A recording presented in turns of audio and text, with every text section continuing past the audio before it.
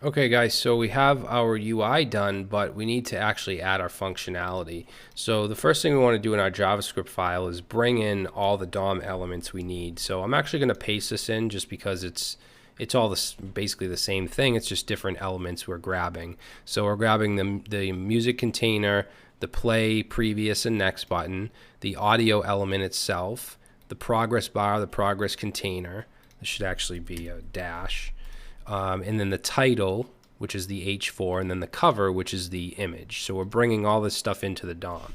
So once we do that, let's create a variable called songs, and this is going to be an array of the song titles. So the first one, let's do hey, let's do summer, and let's do ukulele. So these should match whatever the title of these inside the music here. So hey, summer, and ukulele. And the images should also match. So that's what we're going to do to be able to get this to work correctly, is have the same titles in the music and the images. Okay, so we have our array of titles. Let's just say song titles. And then we want to keep track of song. So we're going to have an index. So let's do let song index, and let's start it at ukulele, which is 2. Okay, so it's 0, 1, 2. And then we're going to load the song. So let's say initially load, we'll say song details into DOM. And we're going to have a function called load song. And we're going to pass into here the songs array, and we want whatever the song index. Okay, so now we have to create that function. So this function will update song DOM, update song details. So let's say function load song, and it's going to get passed in a song. And then we want to change the title, so inner HTML. So the title is the, actually let's use inner text. The title is the H4, and we're going to set that to actually whatever the song is. Okay, so whatever index is, in this case it'll be ukulele, that should be the first song that loads. And then we want to take the audio element and set the source. And we're going to use backticks here because this is going to be dynamic. It's going to be in the music folder / and then whatever the song name, and it's going to be an MP3. If you want to change it up to be able to play, WAV files and stuff like that, you can. But in this case, we're dealing with MP3s for music and JPEG for the cover.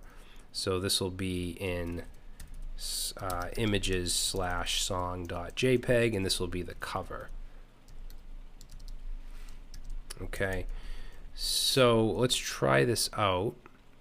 Since we're calling load song, it should at least put that stuff into the DOM. So if I add a play class here, you can see ukulele gets put in. If I change in my JavaScript here the index of the song to 1 and save, now this cover shows the summer cover and the summer title.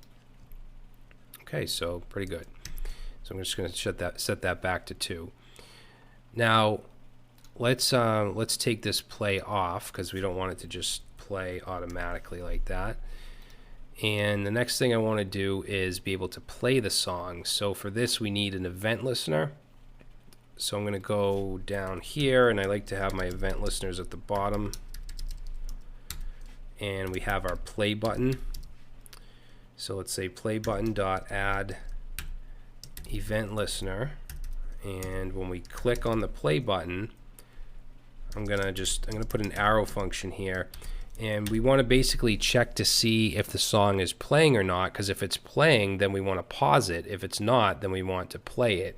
So let's say const is playing, and we're going to set that to our music container element and say class list dot contains and then play, because we know if the music container, which is this, if this class has the class of play, then we know that it's playing, right? So that's what we're checking with this right here, and that's going to get put into here. This will be a true or false. So then we can just simply say if is playing. So if it's playing, then we want to call a function called pause song because we want to pause it. Else, then we want to play the song. Okay, so now we'll create those two functions. So let's go right below load song right here. Let's play song. So we have function play song, and we're going to take our music container dot class list. Now when we play the song, we want to add that play class. That's the key to making all this work, right? In the UI is adding that play class. And we also want to change the button here, because right now it's a play button. We want to change it to a pause button. So let's say play button, and let's say dot, we'll use query selector here, and it has a class of say i.fas, and then we want to class list dot remove, because we want to remove the play class, so fa-play, and then I'm going to copy this down, and we want to add fa-pause from Font Awesome. So this will be add. All right, and then we just want to actually play the song, and with the audio API, that's very simple. We just call a method called play. All right, so I'm going to go ahead and click this, and nothing happens.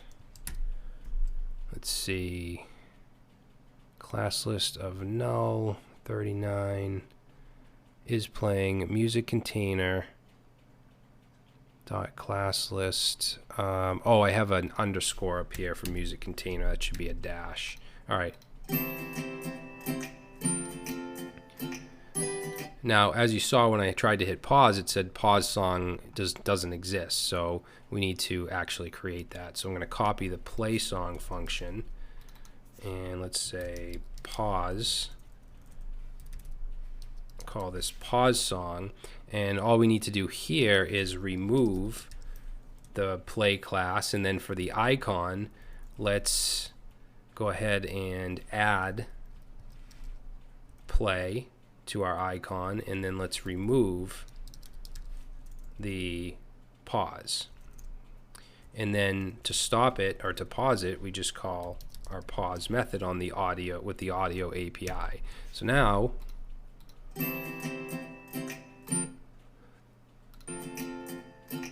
hopefully it's clear what's going on. When we click this, the song is already being loaded to begin with, but when we click this, we add the play class dynamically right here using JavaScript, which then in the CSS causes that music info to come up. It also causes this to rotate, and it plays the actual song because of this right here, or pauses it because of this, and then the icon also changes because of these lines here.